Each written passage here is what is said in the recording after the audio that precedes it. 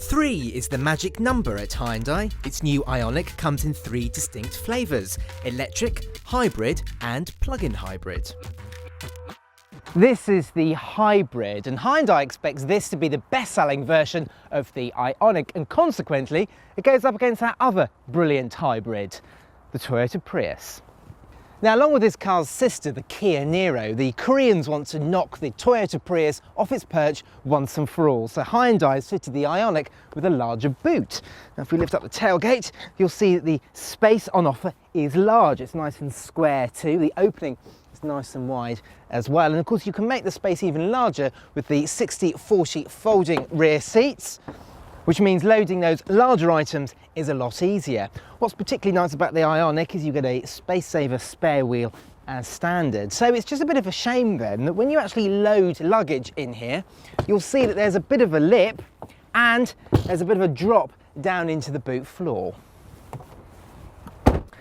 Right, back here, let's just fold this back up, and just like Toyota, Hyundai's fitted this car's batteries underneath the back seat, meaning it frees up some boot room. Despite this, headroom is still pretty good. Now, I'm just over 5'10" and headroom is absolutely fine. If you are over 6 foot, you are going to struggle a little bit, but if you're about 5'10" or 11, you're going to be okay. That seat is set up in my driving position. I've got good amount of knee room. You can fit a middle passenger in, and thanks to the virtually flat floor, fitting somebody here is perfectly straightforward. Families, well, they're going to like the fact that there's an armrest here with a couple of cup holders, and there's ISOFIX points in both seats. It's just a bit of a shame that they're not easily reachable. Standard equipment is pretty good on all models, with even the entry-level car coming with alloy wheels, a leather steering wheel, autonomous emergency braking and lane departure warning with lane keep assist. Premium models get sat-nav, Android Auto and Apple CarPlay and a heated steering wheel, while the premium SE car, like we have here, has heated and cooled leather seats and power adjustment with a memory setting for the driver's seat. Not only is the Ioniq well equipped, but it's also nicely trimmed. Now, whilst there are a few scratchy plastics on the lower half of the dashboard, everywhere else feels absolutely fine, and I particularly like the leather seats on this car. They're very comfortable. One thing I particularly like about the Ioniq is the driver-only function for the climate control. It's particularly useful for the all-electric version because it is only you at the wheel and there's nobody else in the car on the cold winter's day. Crucial battery power isn't wasted on warming up the whole cabin.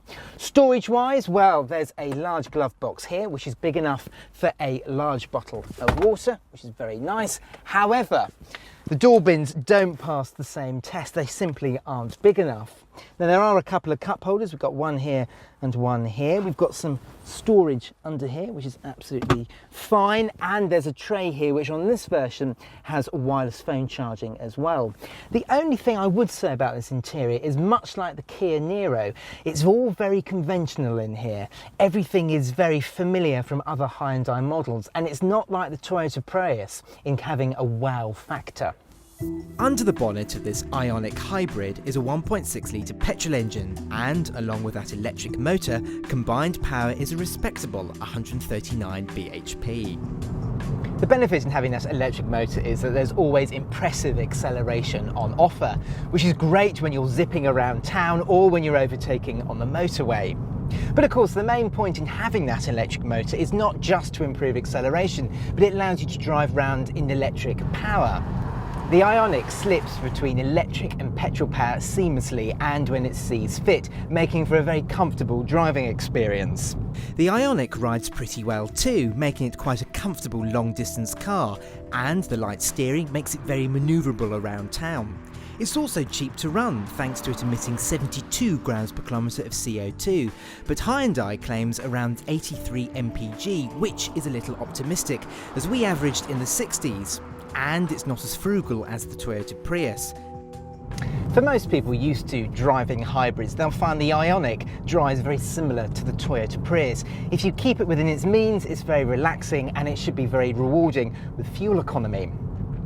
There are a few problems though. Now Hyundai makes great claims that this 6-speed dual clutch automatic gearbox is a very good gearbox for this type of car. Now in cars like the Toyota Prius you have a CVT, whereas in this you have actual gears. Now it should make for refined progress, but it doesn't really. You put your foot down and it wails away, this car, almost like you've got a CVT.